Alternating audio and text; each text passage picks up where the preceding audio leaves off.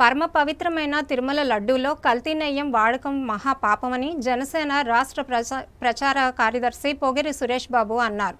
జనసేన అధినేత పవన్ కళ్యాణ్ చేపట్టిన ప్రాయశ్చిత్త దీక్షకు సంఘీభావంగా విజయనగరం జిల్లా రేగిడి మండలం కోర్లవలస వెంకటేశ్వర స్వామి ఆలయంలో శుద్ధి పూజ నిర్వహించారు. కలియుగ దైవం శ్రీ వెంకటేశ్వర స్వామివారి లడ్డూ ప్రసాదంలో జంతు కళేబరాల నుంచి వచ్చిన నూనె కలిపిన నెయ్యి వాడటంతో మహా అపచారం చోటు చేసుకుందని జనసేన రాష్ట్ర ప్రచార కార్యదర్శి పొగిరి సురేష్ బాబు అన్నారు. ప్రపంచవ్యాప్తంగా శ్రీ వెంకటేశ్వర స్వామివారి అత్యంత మహాప్రసాదంగా భావించే తిరుపతి లడ్డూ తయారీలో ఇలాంటి దుర్మార్గానికి పాల్పడటంపై దేశవ్యాప్తంగా నిరసనలు వెల్లువెత్తుతున్నాయన్నారు. ఈ నేపథ్యంలో జనసేన పార్టీ అధ్యక్షులు ఆంధ్రప్రదేశ్ ఉప ముఖ్యమంత్రి కొణిదెల పవన్ కళ్యాణ్ 11 రోజుల పాటు ప్రాయశ్చిత్త దీక్షను చేపట్టారన్నారు.